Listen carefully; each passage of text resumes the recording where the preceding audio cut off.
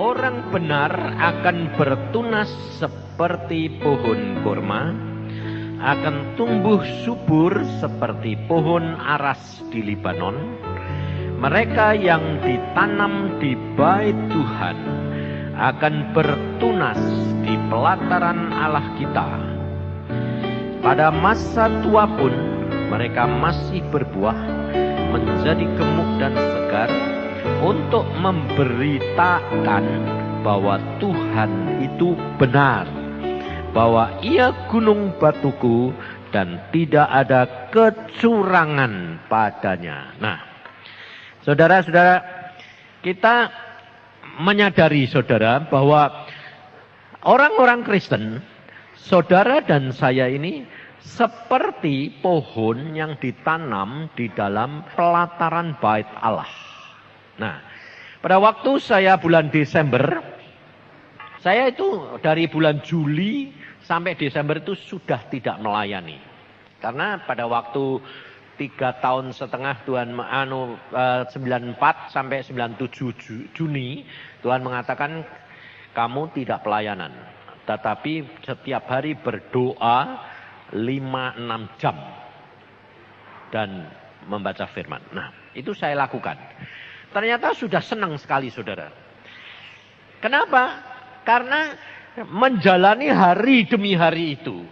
Kerap kali kalau saudara dikasih tahu umpamanya, kamu tidak pergi menginjil, kamu diam di rumah 5-6 jam sembahyang, 3,5 tahun. Saya yakin saudara tidak akan kuat.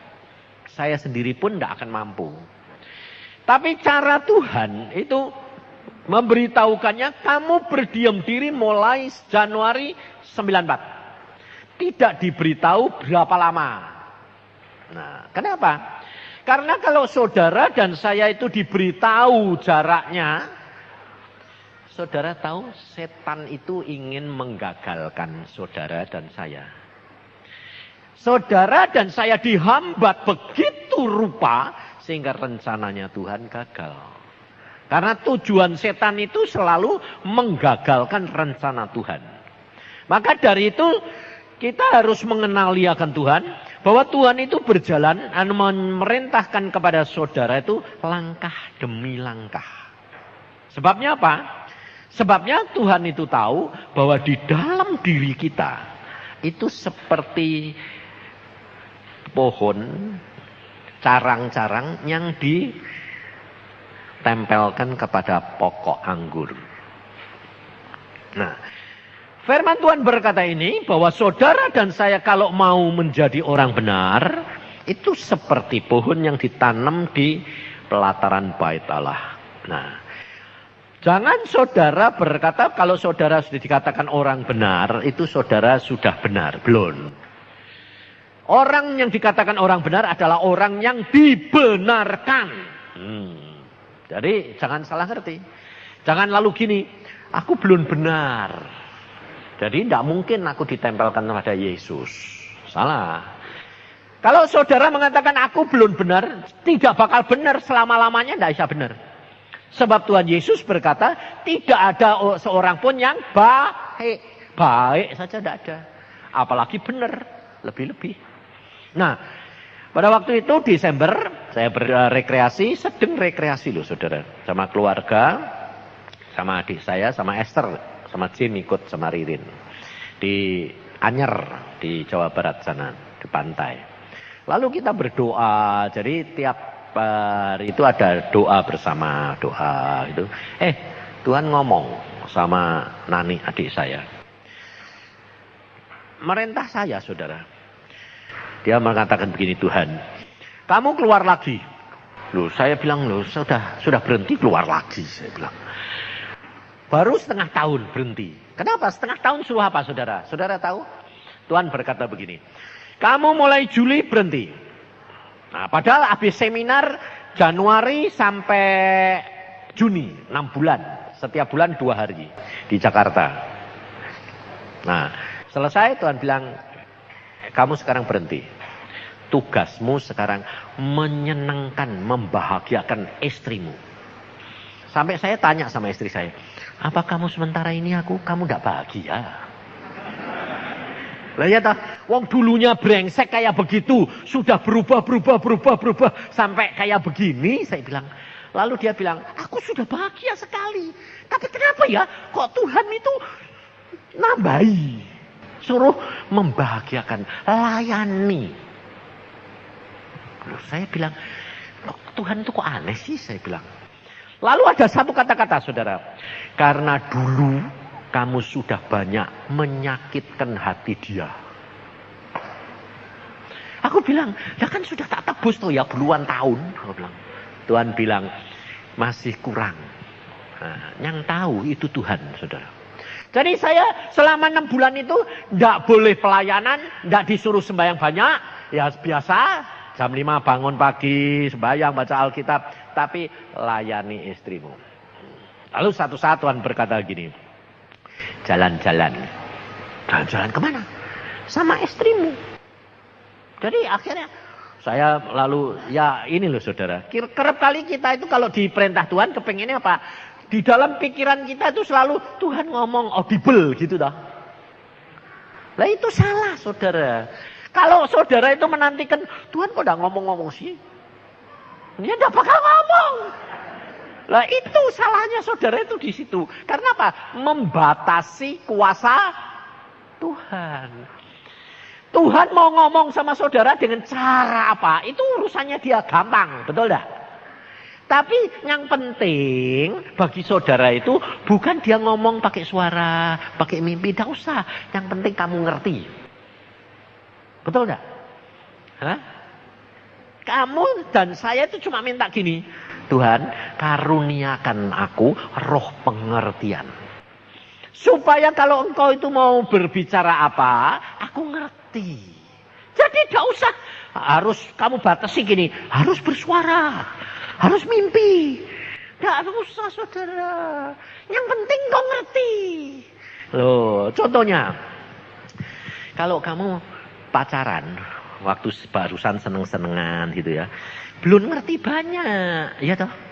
Coba baru pacaran seminggu, 2 minggu, no. Terus kode-kodenan bisa ngerti, tidak tahu. Tapi kalau sudah nanti pacaran lama, seperti saya sama istri saya 13 tahun pacaran, 13 tahun loh. Makanya ada hamba Tuhan bilang gini, tidak usah pacaran.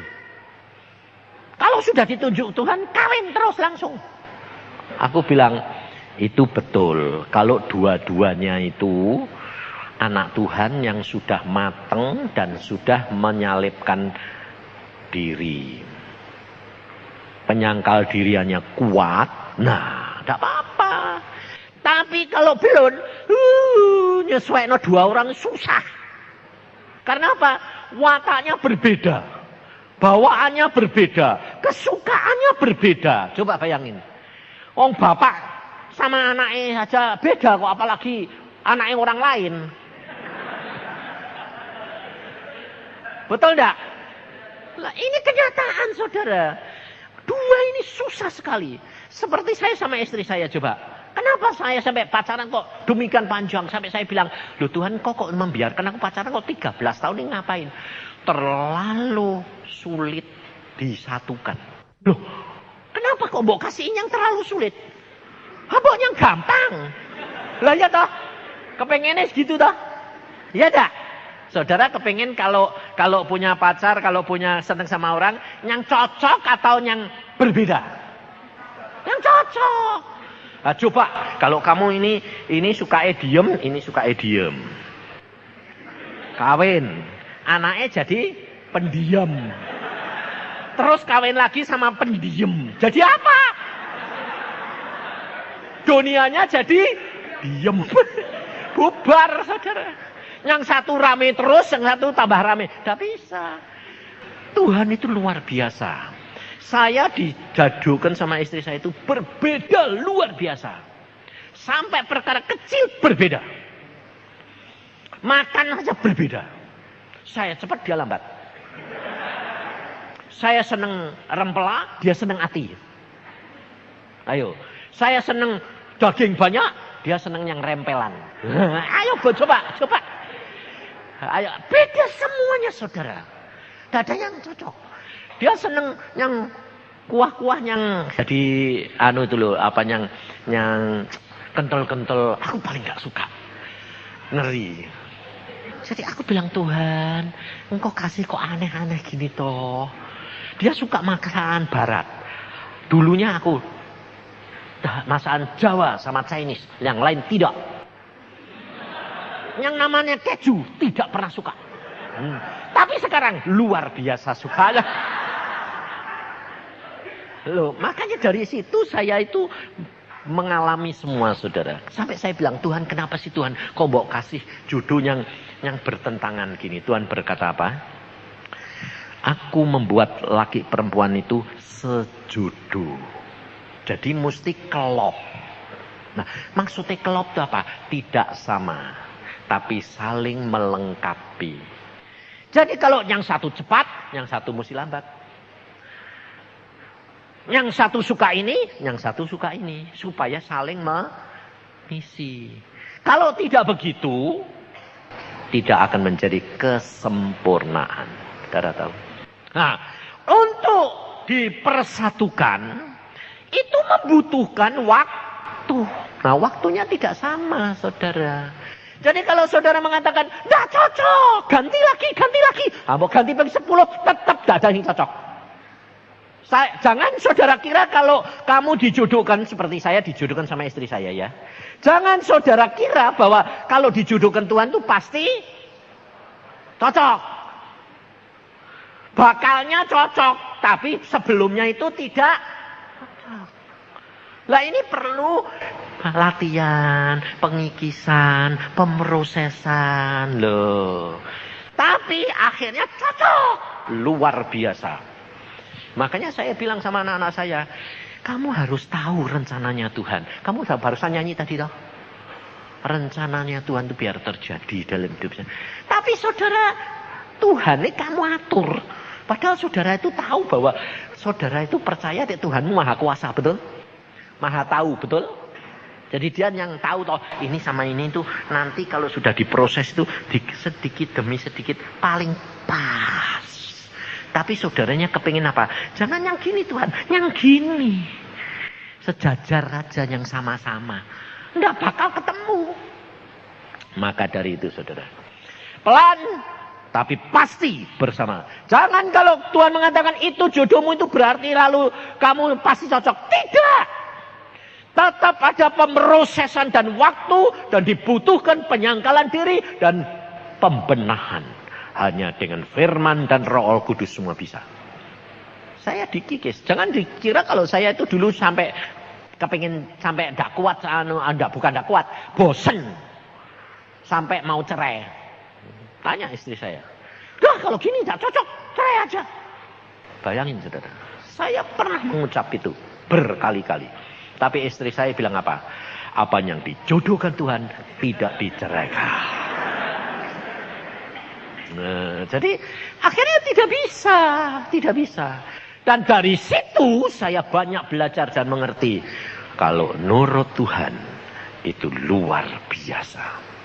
Sehingga sampai kita tua gini, itu hidup kita itu kayak pacaran terus saudara. Sampai saya bilang, memang enak ya ikut Tuhan tuh kok enak, luar biasa. Sampai anak-anak tanya. Rahasianya apa? Jalan hari demi hari. Berjalan dengan Tuhan. Percaya, imani bahwa apa yang Tuhan sudah berikan itu yang terbaik. Tidak ada yang tidak bisa diselesaikan. Tapi bukan berarti kalau ini seminar pemulihan keluarga. Bukan berarti terus yang dulu putus terus janus. Tidak bisa saudara. Tuhan berkata yang sudah biar sudah berlalu. Yang penting yang sekarang. Yang baru. Itu hidup kekristenan. Pertobatan itu yang penting. Jadi jangan lalu kembali bingung ini kalau gini bagaimana gini. Tidak usah pusing. Yang lalu biaran lalu. Hari ini berjalan dengan Tuhan. Nah, kalau saudara dan saya ditanam di dalam pelataran Allah, itu di dalam pimpinan Tuhan. Nah, pada waktu saya berdoa begitu di bulan Desember itu dapat nubuatan dari adik saya. Berkata begini. Aku diberitahu Tuhan, dilihatkan ada pot-pot. Lalu ada tanaman-tanaman. Kalau tanaman di pot-pot itu berarti ada yang punya enggak? Hah? Ada. Tidak mungkin kecuali di hutan yang punya pemerintah ya toh. Lalu Tuhan berkata, keluarga demi keluarga itu adalah tanaman yang di pot-pot. Jadi saudara dan saya ini ditanam di pot. Nah, kamu ditanam di dalam keluarga itu satu-satu. Nah, Tuhan berkata, itu tanamanku. Kamu keluar lagi aku tugaskan. Perhatikan pot-pot itu. Sebab ada tanaman yang kena penyakit. Ada yang kurang air. Ada yang kurang pupuk. Ada yang harus dipotong. Ada yang harus tanahnya diganti. Itu harus kamu perhatikan dan ingatkan. Nah, lalu saya berkata begini. Lah caranya bagaimana Tuhan? Kan mesti satu demi satu. Tidak usah. Kamu omong di hadapan mereka. Nanti Roh Al Kudus yang akan berbicara dan mengarahkan sendiri. Jadi luar biasa Tuhan itu saudara. Maka dari itu kita harus belajar. Bahwa kita ini, saudara kalau tanaman itu, istri saya itu suka nanam, suka nyetek gitu. Bunga mawar yang dia suka Yesus itu mawar Sharon, benar?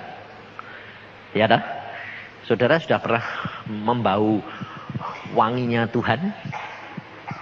Belum dah? Oh, kamu kalau sudah ngalami. Waktu KKR di Bandung, itu ada seorang hamba Tuhan, namanya Dos dari Amerika.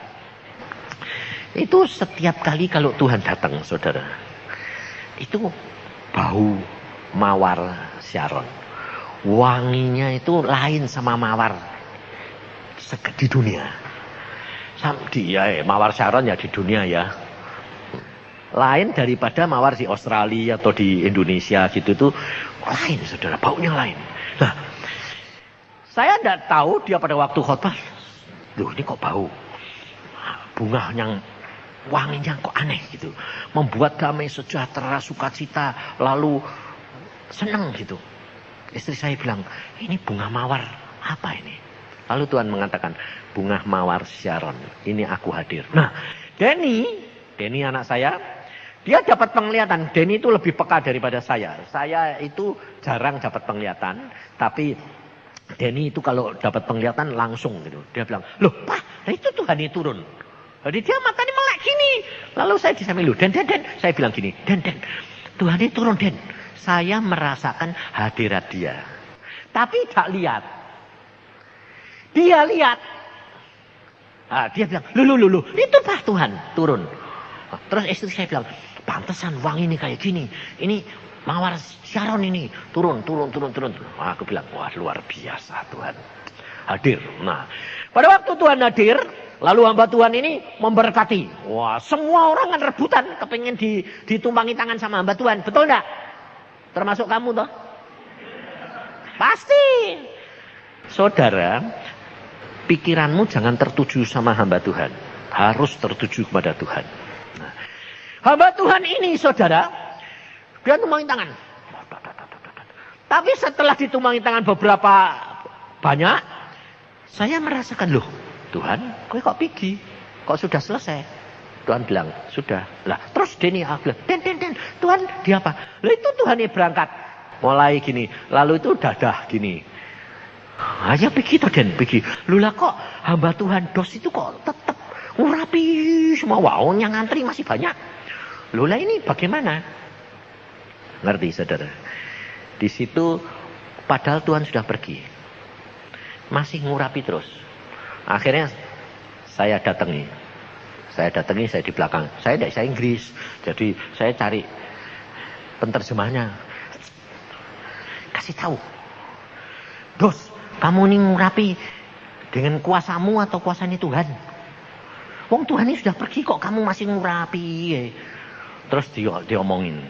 Dos, kamu ini ngurapi dengan kuasa Tuhan. Tuhan ini sudah pergi kok kamu ngurapi. Terus dia bilang apa? Sorry, iya betul. Saya yang salah. Kenapa? Saya sungkan. Wong orang minta kok tidak dikasih. Loh, kamu tahu tuh Tuhan Tuhan sudah bikin toh. Iya.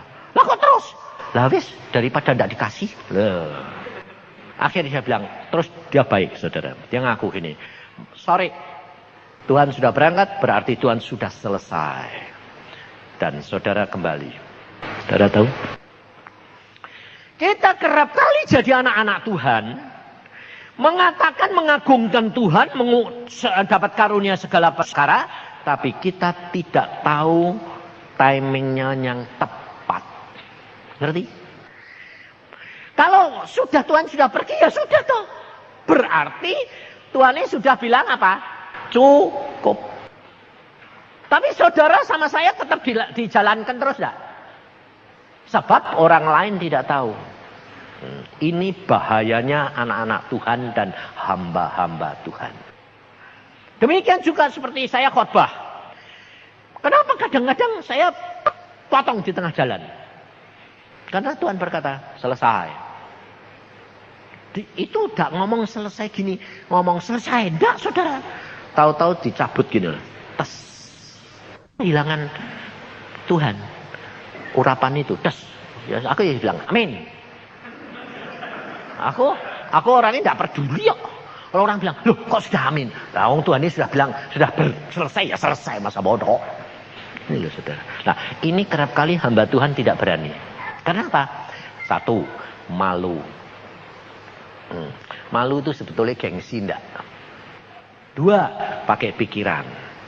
Harus khotbah itu kan harus gini, turun lagi. Baru maksud kok.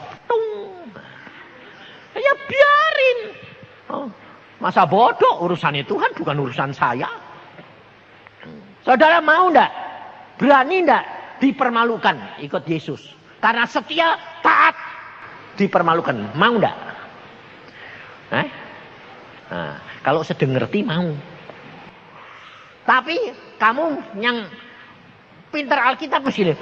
Bukankah Alkitab berkata, kalau engkau menurut kepadaku tidak akan aku permalukan. Ya lah. Nah itu kan Tuhan. Kenapa kok kadang-kadang kita dipermalukan? Karena Tuhan tahu kita ini masih gengsi. Makanya saya bilang, kalau kamu dan saya ikut Tuhan, udahlah, serahkan aja, percuma. Sebab di dalam diri kita itu ada watak perangai yang jelek. Dan Tuhan satu demi satu harus dipotong. Dipotong. Kenapa? Kalau saudara itu jadi carang disetek, lalu tumbuh. Nah, saudara perhatikan. Pada waktu carang itu disetek, ditempelkan sama pokok. Yang pertama apa saudara?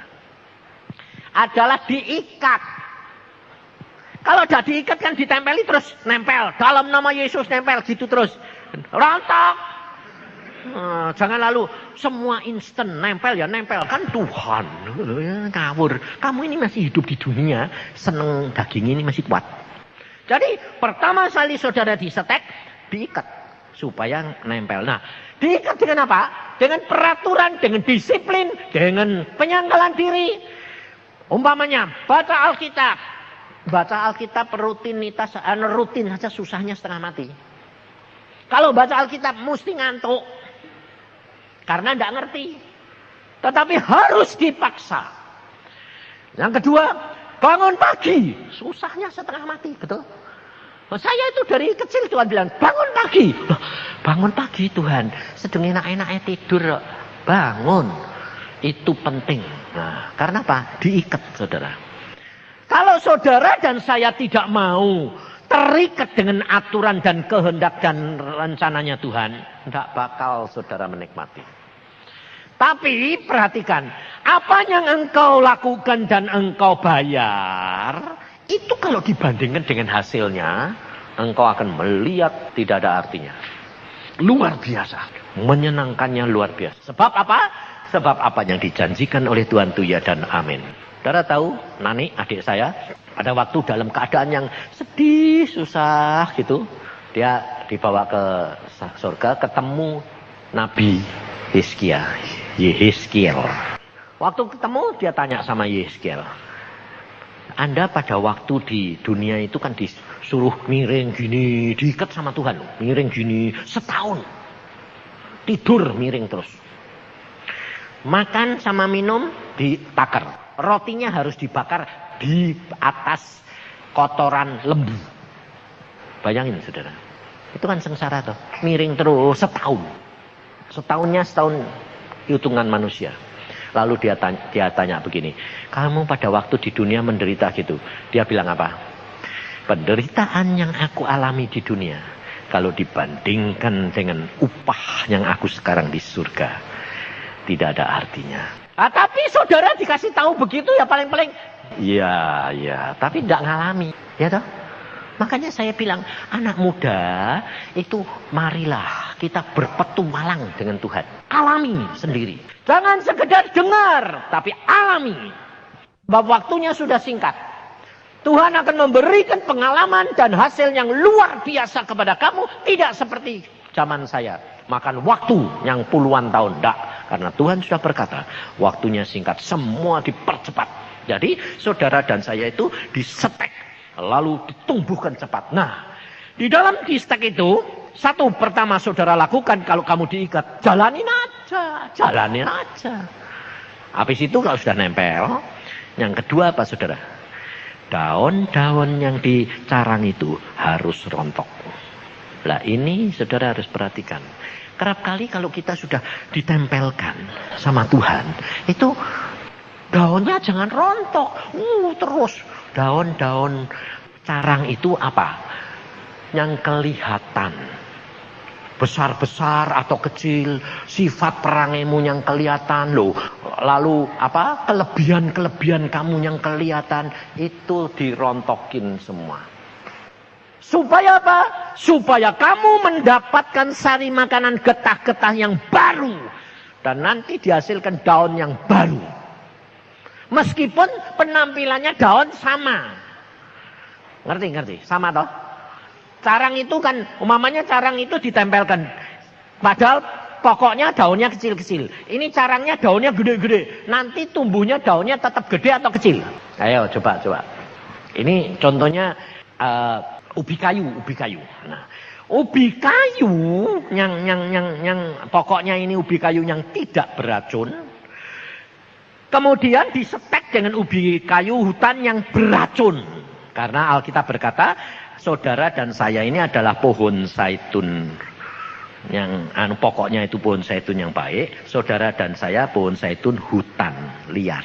Nah, ditempelkan. Nah, kalau ini sebatang pohon ubi kayu ini bagus batangnya, lalu ditempelin, disetek dengan ubi kayu hutan, saudara. Daun ubi kayu yang tumbuh ini tetap besar-besar seperti daun ubi kayu hutan. Tapi yang menghasilkan buah ubi kayu besar-besar, tidak beracun. Jadi saudara perhatikan. Saudara dan saya, contohnya saya ini, punya watak sombong. Ya toh? Kesombongan ada toh? Ada. Nah, setelah saya di dalam Tuhan Yesus, kesombongannya diganti dengan apa? Nah, saudara perhatikan. Penampilan saya tetap sombong enggak? Ayo, penampilan saya tetap sombong enggak? Sombong ya toh? Gak bisa saudara. Lalu saya sudah modelnya kayak gini. Model waktanya serem masa bodoh, orang masa bodoh. Lihat saja. Terus saya sudah bertobat lalu. Ya tidak bisa. Saya kalau jalan gini. Ya gitu biasa. Ya tetap biasa saudara. Lalu terhadap orang. Saya tegas. Punya watak. Tidak bisa lemah lembut. Istri saya lemah lembut. Saya kasar. Saya kalau sudah selesai konseling nih umpamanya. Orang datang konseling. Tak. Selesai saya bilang, pulang. Ayo coba. Itu watak yang tegas dah. Kasar dah. Nah. Lalu saya setelah sekarang bertobat, dirubah Tuhan, tidak kasar lagi. Itu tetap jalan pada? Ayo tak tanya. Saudara anggap, ya tidak itu Pak, sekarang tidak apa-apa, tidak bisa. Tapi saudara tahu, watak yang jelek bisa dipakai Tuhan menjadi kemuliaan dan jalan untuk menuju kepada kebenaran. Caranya bagaimana? Begini. Saya punya watak umpamanya itu. Setelah selesai. Sebab saya dokter. Dokter, kalau kamu berobat sama saya rawat. Tapi dia ngoceh terus. Saya tidak dapat duit. Ya toh? Lah satu ini ngoceh terus. Lah pasien ini nunggu sana. Tidak selesai ya bubar. Tidak ada yang mau datang. Sehari saya cuma dapat 1. Ya enggak. Demikian saya periksa, saya selesai. Silahkan pulang. Ya dah, bayar, pulang.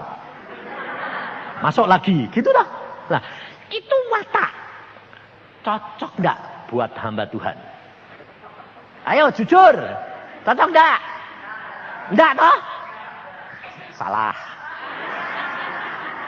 Sebabnya apa? Itu cocok untuk penginjil. Tidak cocok untuk pendeta. Loh, penginjil hamba Tuhan enggak? Aku penginjil.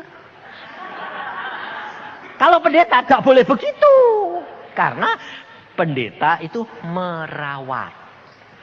Nah, dokter merawat. Dokter tidak merawat, mengobati. Perawat merawat. Loh, betul enggak? Lah ini jadi bedain sih. Dokter kan merawat, siapa bilang? Sebab dokter namanya bukan perawat. Betul enggak? Perawat merawat. Enggak boleh marah. Dokter boleh marah. Boleh. Enggak nurut kamu. Sungguh. Jadi saudara tahu. Nah, itu baiknya apa? Sebab gini saudara. Kalau orang konseling sama saya. Terus. Banyak orang tuh wataknya aneh-aneh. Banyak ngomong tapi tidak mau denger. Ya toh? Jadi ngomong, saya ngalami kok. Ibu-ibu datang dari Jakarta. Ngomong 1 jam belum selesai. Aku bilang gini, kamu ini datang mau apa? Mau minta didoain. Iya, mau minta didoain kok. Ngomong 1 jam gak selesai. Lah aku bilang, lah belum selesai loh. Kamu minta didoain atau minta saya dengerin? Ya toh? Akhirnya hamba Tuhan kok tidak sabar. Pendeta sabar. Penginjil enggak. Jadi dia akhirnya nangis saudara. Nangis. Lu kok mana nangis? Aku bilang, kamu datang dari Jakarta ke sini perlu nih nangis. Aku bilang. Dia bilang, oh hamba Tuhan ada lembut dulu. Terus saya doa gini, Tuhan ini orang harusnya diapain? Marahin. Wah, lah saya malah seneng tak marahin deh. Kamu tuh harus gini. Wah, marahin. Nangisnya 2 kali lipat. Wah. Setelah nangis, aku bilang, diam. Aku bilang, sembayang. Diam, sembayang. Telinga saya dengar saudara. Tuhan Yesus itu ngomong sama dia. Lembut. Ngomongnya gini. Haya. Kamu cari Yusa, dimarahin toh. Aku kan jengkel saudara. Aku protes. Saya bilang, loh Tuhan. Kok suruh marahin? Tak marahin. Sekarang kok sayang. Lalu Tuhan bilang gini. Ini orang.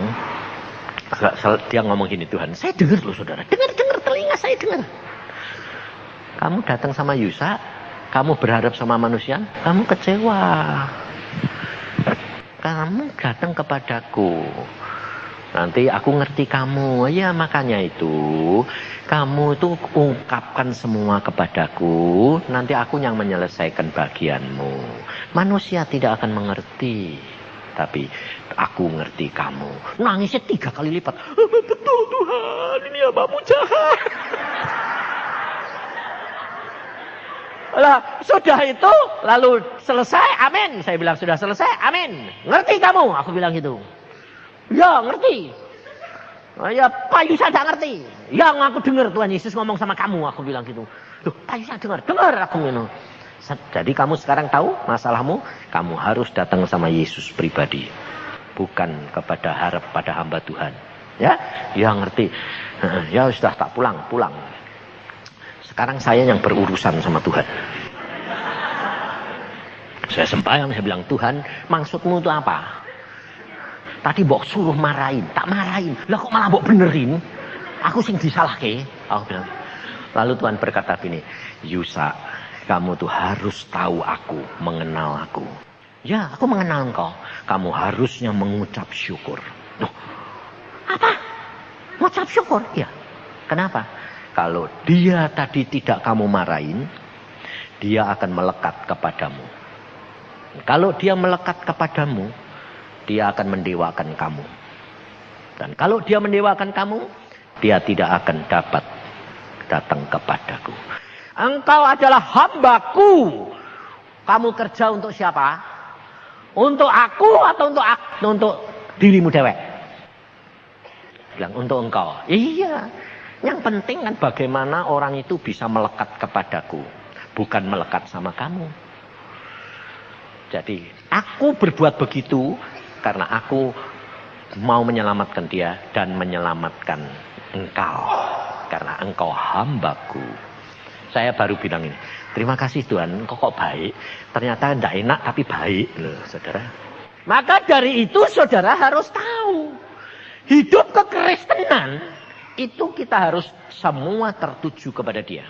Dan apapun yang dia lakukan itu pasti baik.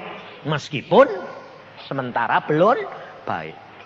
Nah, apa yang menyebabkan saudara?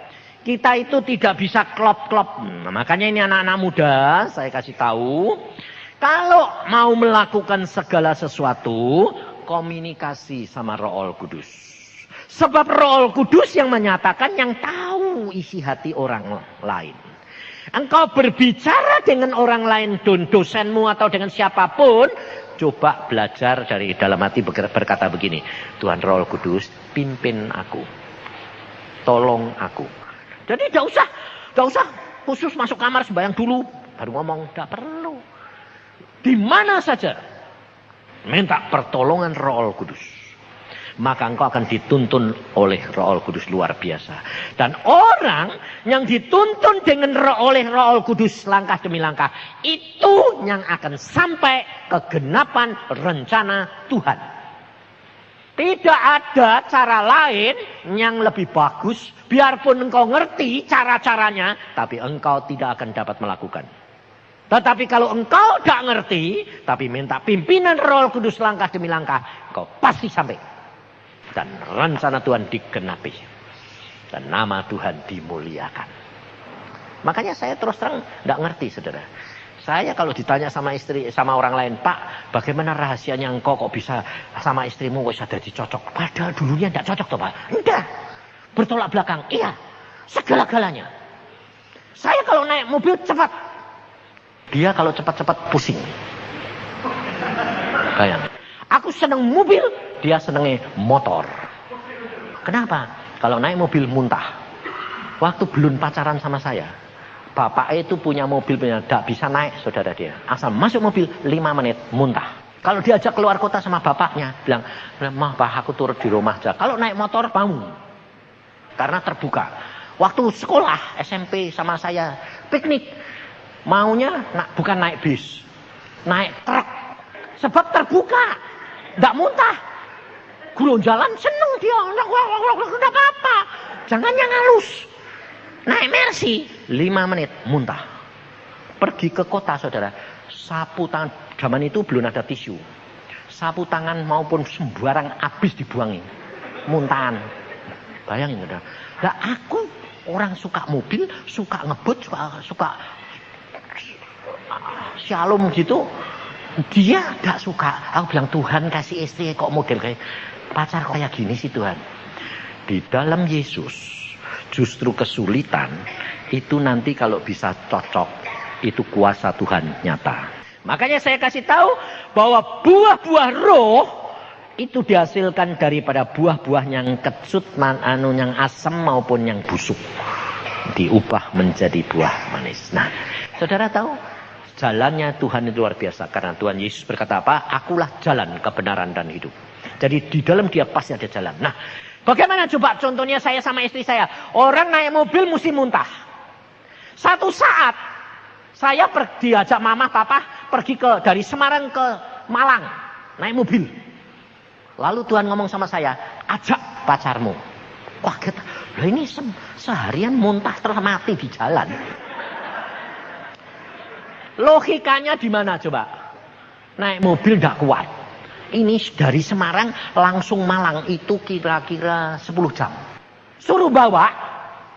Aku bilang, Tuhan, dia tak bisa naik mobil. Bisa. Tidak bisa caranya apa? Tidak artis dah. Terus pokoknya bilang, yang kamu ikut ya? Kemana? Ke Malang. Naik apa? Naik kereta api. Tidak, naik mobil. Dia mau bilang, aku nanti muntah. Dia tidak berani, dia bilang, ya dicoba aja. Nah, setelah dia bilang oke, terus aku baru tanya Tuhan, caranya bagaimana? Kamu yang nyopir. Aku yang nyopir. Padahal aku nyopir ini kasar setengah mati, saudara. Adik saya lebih halus. Tapi Tuhan bilang, kamu yang nyopir. Nah, terus dia di sebelah kamu. Ya sudah, saya mulai masuk nyopir. Saya mulai start, terus dia sudah mulai bau bensin, sudah gitu. Sudah siap segala bawa ini sapu tangan banyak. Terus aku bilang gini, terus apa Tuhan? Cerita. Cak omong. Oh, cak omong, ya sudah. Cak omong apa? Tidak ngerti. Ya, sudah. Ayo, ini. Kamu tahu enggak ini? Tahu enggak ini? Tahu enggak? Jadi dia mikir toh, saudara. Saya kasih tanyaan, dia jawab mikir. Jadi sambil mikir, dia sudah lupa baunya. Saudara tahu sampai Malang enggak muntah. 10 jam enggak muntah. Dan dia di tengah jalan pun enggak sadar kalau dia enggak muntah. Sampai di Malang, saya tanya malam hari, kamu kok hari ini enggak muntah? Ya luar biasa. Kok bisa gitu ya? Tuhan. Sejak itu saudara, saya bilang, sejak itu kamu tidak akan muntah. Kenapa? Karena kamu sudah ngalami bisa. Sejak itu tidak muntah. Sampai sekarang saya pakai ngebut. Dia bilang sekarang kuat. Nah, setelah ngalami. Tapi tidak usah mengerti. Ini jalannya Tuhan, saudara. Satu demi satu watak perangnya diubah. Saya sama dia sekarang cocok luar biasa. Makanan aku tidak suka. Dia punya cara. Tidak bisa kalau saya dia bilang enak. Oh, malah sengaja tidak mau. Kalau saya dipaksa tidak bakal mau. Tapi dia punya cara. Tuhan, jalannya Tuhan. Lembut, dia makan dulu. Coba yang enak, sedikit saja. Kalau tidak suka, jangan dimakan. Nah, jadi tidak dipaksa. Nyoba, dikecap. Kok lumayan ya. Nah, apa saja sekarang yang dia sodorkan, saya bilang enak. Saudara, di dalam Yesus selalu ada jalan keluar. Tidak melarikan diri, tidak menghindari, tetapi mengatasi. Dan watak kita tidak ada yang baik. Watakmu jelek, itu mulai masuk ke dalam kerendahan hati. Sudah benar. Sebab tanpa saudara mengerti watakmu, engkau tidak akan dapat pertolongan daripada Tuhan. Caranya begini. Yang pertama kamu tahu, kamu menyadari, akui di hadapan Tuhan. Nah, kerap kali kita itu punya watak yang jelek, tapi kalau dikatakan jelek, tidak mau. Itu tidak mengakui. Kalau tidak mengakui, Tuhan tidak bisa mengubah. Karena Tuhan tidak memaksa saudara dan saya. Tapi engkau mau diubah. Akui, Tuhan aku jelek. Nah, aku butuh watak dan perangaimu. Aku butuh sifatmu. Penilaian Tuhan, itu bukan penilaian kita. Perhatiin saudara. Kalau saudara sudah biasa marah terus ngomel dari pagi sampai sore. Lalu kamu mengaku di hadapan Tuhan dan kamu berkata, Tuhan aku ini kok jelek sekali, emosional marah terus. tolong si Tuhan. Nah, kamu ngomong, tolong Tuhan. Kamu harus berubah. Nah, lalu mulai kamu bisa marah. Tidak dari pagi sampai sore. Tapi sesiangan. Itu sudah baik. Di hadapan Tuhan, itu sudah baik. Daripada orang yang tidak tahu marah, sekali marah. Itu salah di hadapan Tuhan. Nah, jadi saudara, makanya kita jangan menghakimi orang lain. Tuhan tidak pernah mengingat-ingat kalau orang itu sudah bertobat. Yang sudah lalu, biarkan lalu. Jangan dilihat. Tapi manusia selalu lihat. Oh, dia gini. Oh, dulu. Gini. Oh, dulu. Nah, saya kalau dulu digituin, tidak bisa jadi hamba Tuhan, saudara. Tapi Tuhan berkata, aku tidak mau tahu yang lalu. Aku mau tahu kamu sekarang. Ini yang membuat Tuhan itu luar biasa. Dan saya diubahkan. Luar biasa. Saya dulu emosional. Saya kalau naik mobil, saudara, jangan coba-coba nyelip. Tak ajak balapan. Tanya istri saya, asal diselip. Saya selip genting. Lalu, saudara tahu, itu kan watak jelek toh. Bagaimana caranya Tuhan mengatasi watak saya? Atau begini, kamu dibikin sabar. Enggak. Kamu dibikin lumpuh. Ya enggak, bodol namanya. Enggak. Caranya Tuhan itu luar biasa. Saya malah dikasih mobil yang balap. Aneh kan? Suka balap, emosional, malah dikasih mobil balap. Aku sampai gini, Tuhan, aku ini paling cocok pakai mobil apa ya? Karena watakku jelek kayak gini. Tapi engkau bisa ubah. Bagaimana caranya Tuhan? Beli mobil itu. Balap, saudara. Yang larinya 225. Saya sekarang pakai Galen yang paling baru 2500 cc, larinya 225. Dan saya kalau punya mobil selalu tak coba dulu, Pak, ngetope berapa? Artinya habis gasnya berapa? Loh, sebetulnya coba contohnya, itu kan jelek toh? Tapi Tuhan bisa mengubah. Jadi saya dikasih mobil itu, saya coba di jalan tol. Jadi nyoba kalau sepi, kalau pagi dan sepi. Tuhan, aku mau nyoba mobil. Coba. Ces. Wush, cepet kayak gini. Sudah tahu kecepatannya. Lalu kalau saya jalan sama istri saya, paling-paling cuma 150. Loh, itu biasa, saudara. Loh, itu kan ukuran Anda. Oh, jangan ukuran Anda, tidak boleh ukuran saya. Makanya saya bilang, jangan menghakimi dan di hadapan Tuhan beda. Kalau saya jalan 150 itu Tuhan itu baru pas. Dan istri saya enggak apa-apa. Lalu kalau saya sudah jalan 150 diselip orang. Just gitu. Saya tidak emosi. Kenapa? Karena saya tahu mobil saya lebih cepat. Ngerti? Karena saya lihat, mobilnya dia Accord. Saya sudah pernah punya Accord itu. Larinya paling-paling 180. Punya saya 225. Ngapain balapan nung dia kalah kok? Ngerti enggak? Akhirnya saya emosi enggak? Caranya Tuhan aneh dah. Bukan cara kamu. Makanya Tuhan tuh luar biasa sampai saya, aku mau kasih mobil bagus, keras ini supaya aku tahu larinya berapa. Jadi kalau diselip ndak emosi Tuhan. Ya. Sekarang kamu ndak emosional loh. Kok bisa sabar ya Tuhan? Iya. Caranya kok aneh sih Tuhan? Cara jalan Tuhan bukan jalan kamu. Makanya saudara kalau orang tua-tua ini, orang hamba Tuhan yang sudah tua-tua bilang, kamu harus gini. Tidak bisa. Jalan yang diberikan saya oleh Tuhan bukan jalan anak-anak saya yang muda-muda. Sebab belum tentu. Saya sama anak saya belum tentu wataknya sama, betul? Saya sama Denny enggak sama. Denny itu orangnya lembut. Saya brak. Tapi Denny itu kelihatan lembut. Tapi kalau sudah punya kehendak, dong. Aku bilang, loh ini sama saja. Cuma kelihatan enggak, aku bilang. Jadi tidak bisa. Lalu saya bilang, kamu harus gini. Dulu Denny itu kalau pacaran, saudara, saya kasih tahu.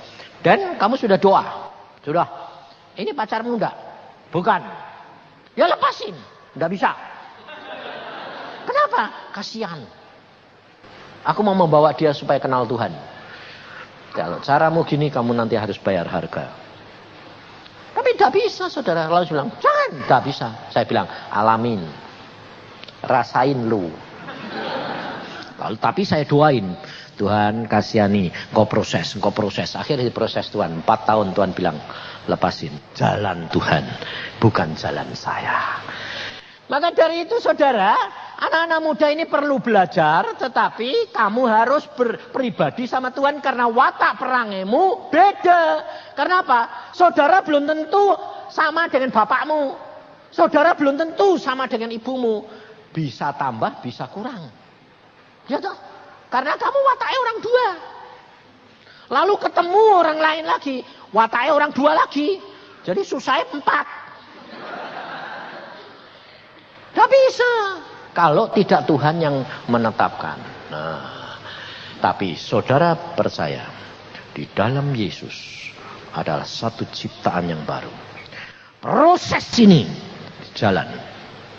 Nah, di dalam tanaman yang disetek, ada saat tertentu, kalau ini sudah tumbuh bagus, ada saat-saat tertentu, ini carang, saudara tahu, menumbuhkan carang-carang yang lain, sampai nanti dia tidak bisa berbunga, tetapi malah dia nonjol sendiri. Ini kenyataan.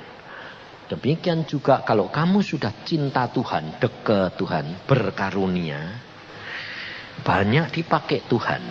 Saudara tidak sadar bahwa engkau ternyata mengambil sari-sari karunia itu untuk dirimu sendiri. Bukan untuk Tuhan. Tak sadar. Ini panjang sendiri, terus paling tinggi.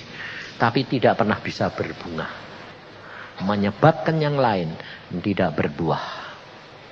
Karena sari makanan diambil semuanya. Itu tidak sadar. Contohnya, seperti saya sebagai seorang hamba Tuhan. Kalau sudah gini, sudah di mana-mana dikenal, saudara, pelayanan itu kan banyak. Diminta sini, sehingga tidak ada istirahat. Iya tak? Lalu saya pikir melayani terus. Saudara tahu, itu tidak menyukakan Tuhan. Kita harus selalu waspada. Justru Tuhan berkata apa? Kepada orang yang karib, aku menyatakan kekudusanku. Itu hati-hati, saudara. Makanya pada waktu Rick Joyner dibawa ke surga, saudara tahu, dia ketemu hamba-hamba Tuhan yang gede-gede di dunia. Dan salah satu adalah seorang hamba Tuhan yang dia belajar banyak dari dia. Karena hamba Tuhan ini hamba Tuhan terkenal. Dan pada waktu dia ketemu di surga, dia berkata sama Rick Joyner. Karena Tuhan berkata, kamu bicara sama dia. Wah Pak, saya belajar banyak dari Bapak. Bapak dulu jadi berkat luar biasa buat saya. Dan Bapak pasti dapat upah besar di sini ya. Bapak di sini enak luar biasa. Apa jawaban hamba Tuhan ini? Dia bilang, anak muda, kamu tidak tahu saya. Aku ada di sini karena anugerah. Sebetulnya aku itu tempatku di neraka. Kenapa Pak? Aku banyak berbuat salah karena tidak melakukan kehendak Tuhan, tapi melakukan kehendakku sendiri. Bapak ini di tingkat berapa? Aku di tingkat yang paling bawah. Di sini enaknya kayak gini, ini paling bawah Pak. Iya. Kalau aku tidak melakukan kehendakku sendiri, tempatku di atas.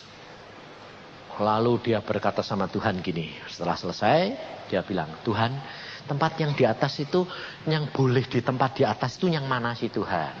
Kaget dia saudara. Sama Tuhan dia dikasih jubah. Jubahnya itu tidak mengkilap. Yang bawah pakaiannya pakai mengkilap kayak emas. Perisainya bagus-bagus.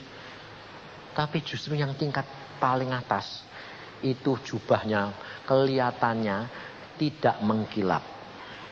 Seperti kusam, tidak berwarna. Tapi dalamnya luar biasa. Waktu dipakai itu, dia bilang, Tuhan, aku mau kasih jubah kok jelek ini. Ini jelek Tuhan. Itu bagus gitu kok Tuhan. Tuhan bilang, kamu belum mengerti. Pakai saja. Pakai. Setiap kali dia mau naik ke tingkat saudara, malaikat maupun orang-orang semuanya hormat sama dia, menyalami dia. Loh, dia bilang, kenapa kamu orang yang pakai jubah seperti kamu itu yang boleh sampai ke tempat yang maha kudus, yang lain tidak bisa. Apa rahasianya? Ini jubah apa? Jubah kerendahan hati.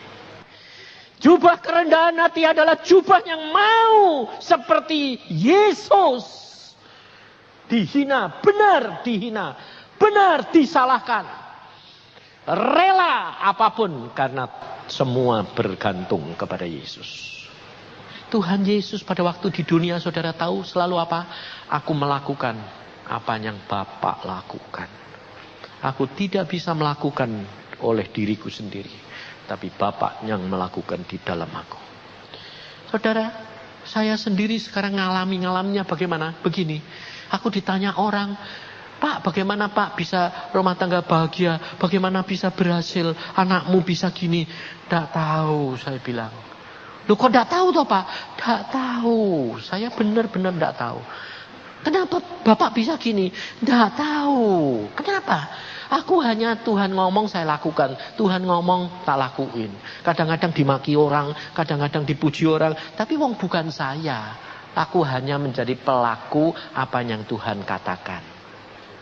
Dan Tuhan berkata, kamu berhasil karena Tuhan Roh Kudus yang berkarya di dalam hidupmu. Bukan kamu. Tapi aku Roh Kudus yang berkarya dalam kamu. Dalam segala tindakanmu, engkau tanya. Dalam segala keputusan, engkau tanya. Biarpun kadang-kadang kamu sudah melangkah lebih dahulu. Tapi kamu berhenti. Sebab saya pernah dikasih lihat saudara. Pada satu saat saya melangkah lebih. Saya digandeng Tuhan. Berjalan sendiri bersama dengan Tuhan. Lalu saya dilihatkan. Tuhan bilang itu lihat kamu jalan. Wah, saya kesengsem dengan sesuatu bangunan bagus. Saya bilang, bagus ya Tuhan. Saya tinggal Tuhan Yesus. Saya jalan, bagus Tuhan. Tapi Tuhan ini tak tinggal. Setelah itu, saya mau nunjukin, mau cerita sama dia. Ngoleh, hilang Tuhan ini. Tuhan hilang. Loh, lalu Tuhan di mana? Saya teriak-teriak, tidak dijawab. Apa tidak jawab? Akhirnya saya kembali ke tempat semula. Balik lari. Saya duduk di situ, saya bilang, aku tidak mau jalan. Pokoknya engkau tidak ada, aku di sini nunggu engkau sampai engkau hadir. Saya tinggalkan bangunan yang menarik, saya tinggalkan semua, saya duduk diam, nangis semua. Pokoknya aku tidak mau. Lalu Tuhan bilang, aku di sini di belakang pohon, di samping saya. Aku di sini. Kenapa Tuhan? Engkau kok di belakang pohon? Lah sudah, kamu ketarik sama itu lalu ninggali aku. Tidak sadar. Kamu tertarik pelayanan. Kamu tertarik dipakai dengan karunia. Kamu tertarik dengan segala perkara. Yang kamu sendiri tidak sadar. Dan Tuhan berkata begini saudara. Baik. Kalau engkau sadar. Setiap kali kamu melangkah mendahului aku. Kamu akan mendapatkan kesulitan. Kalau tidak bersama dengan aku. Saudara tahu. Saya digandeng lagi. Sejak itu saya berkata, aku tidak mau meninggalkan engkau. Tak mau mendahului engkau. Pokoknya saya lihat engkau terus. Engkau tidak ada, kamu diam, aku diam. Maka dari itu saudara. Dan itu Tuhan berkata yang menyebabkan engkau sampai. Ini rahasianya. Watak kita banyak jeleknya, tidak masalah. Tapi akui di hadapan Tuhan. Setelah diakui, kamu berkata, Tuhan aku jelek. Aku butuh engkau. Aku mau engkau ubahkan aku. Setelah itu, silakan Tuhan Roh Kudus engkau berkarya. Jalani saja. Maka engkau akan melihat kemuliaan Tuhan.